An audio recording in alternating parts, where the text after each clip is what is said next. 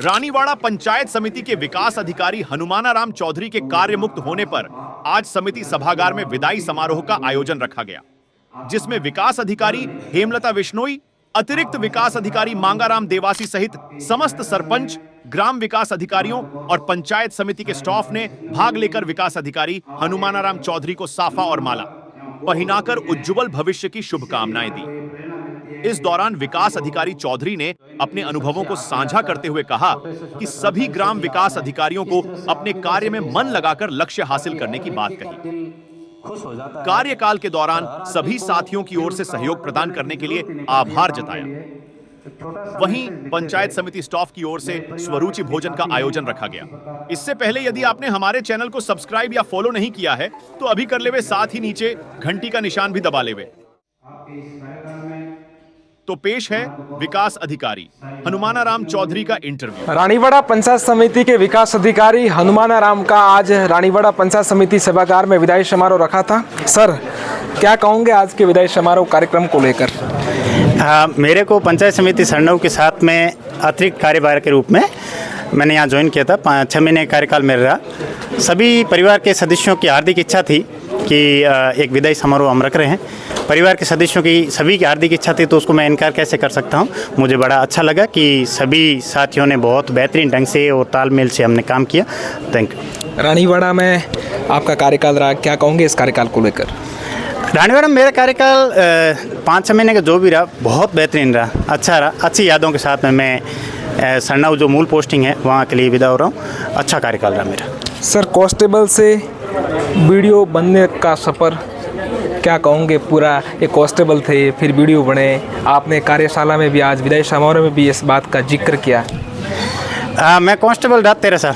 तो उसके बाद में देखो, मेरा तो ये था कि पहले मैं सिरोही से भर्ती हुआ 2008 में, और 2015 में एक जयपुर मेट्रो में डेपुटेशन के लिए एप्लीकेशन आया। तो मुझे लगा जयपुर में जाके मैं तैयारी ठीक ढंग से कर पाऊँगा। यहाँ थोड़ा माहौल भी इतना नहीं था। तो जयपुर जाने के बाद में अच्छे दोस्त मिले, उनके साथ में रह के तैयारी की, और मुझे लगता है कहीं ना कहीं 13 साल की जो सर्विस थी उसमें हमने कुछ जो सीखा, और सबसे बड़ी बात जो सीखी कि पुलिस में एज ए कांस्टेबल रहा तो मुझे पता है कि यार जहाँ भी हम जाते हैं तो जितने भी एक शब्द अपन उपयोग लेते हैं अधीनस्थ, मुझे ऐसा लगता है कि अधीनस्थ कोई होता ही नहीं। आप जब है ना अपने परिवार में ऐसे पूरे परिवार को यदि एक लेके चलोगे तो उसमें जो काम करने का मज़ा है वो अलग है। आप यदि कहोगे कि मैं तो अफसर हूँ और आप अधीनस्थ हो, तो फिर वो कहेगा चलो ठीक है मैं अधीनस्थ हूँ तो मैं मेरे हिसाब से काम कर रहा हूँ ना, आप अफसर हो आप कराओ आप काम।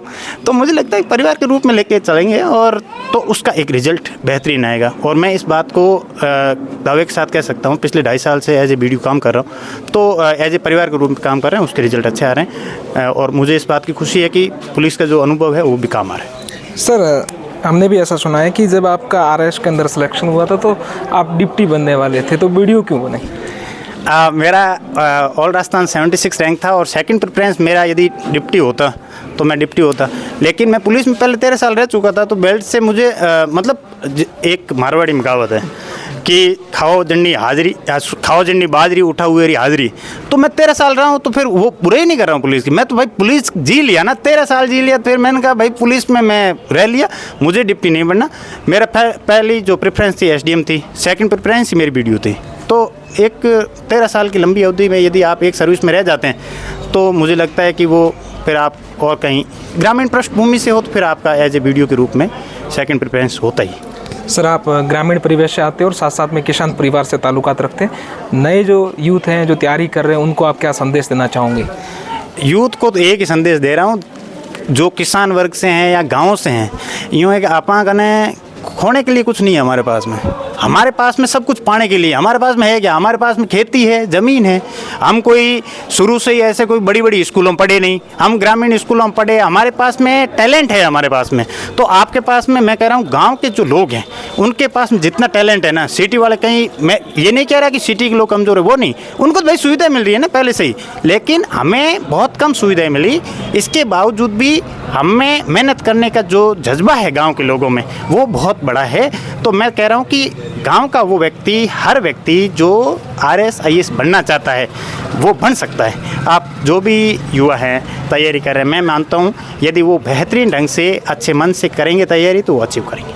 सर, रानीवाड़ा क्षेत्र के अंदर विकसित भारत संकल्प यात्रा के तहत शिविर आयोजित हो रहे थे। आप ग्रामीणों से रूबरू होते थे, संवाद करते थे। कुछ तस्वीरें सुर्खियों में रही पूरे प्रदेश भर में, क्या कहोगे उन तस्वीरों को लेकर?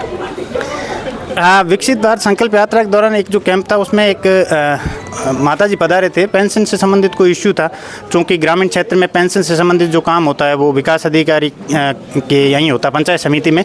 तो मुझे लगता है कि हम देखो ये में कि अपन ये ध्यान पड़े कि भाई गाँव हुआ तो गाँव हुआ तो गाँव वाले भाषा हम जो बे आवे, कोई बूढ़ियो आदमी आवे तो आप बन आराम में पूछ लो नहीं कि भाई माँ जी की कराए थे, कैसा हमारे पेंशन नहीं आवे। तो आप यदि उनसे आराम से पूछ के तसल्ली से उनको कह दो कि साहब ये कारण है और आपकी पेंशन मैंने शुरू कर दी है, तो वो जो आशीर्वाद है मुझे लगता है उससे बड़ा कोई आशीर्वाद नहीं है। और ये राजकीय काम है, मेरा काम है ना करना, और काम जब आपका काम भी है और उस काम में भी आपको आशीर्वाद मिल रहा है तो उससे बढ़कर कुछ है नहीं। सर, अंतिम सवाल, रानीवाड़ा की जनता के लिए और यहाँ की पंचायत समिति आपके जो स्टाफ है उनके लिए कोई संदेश?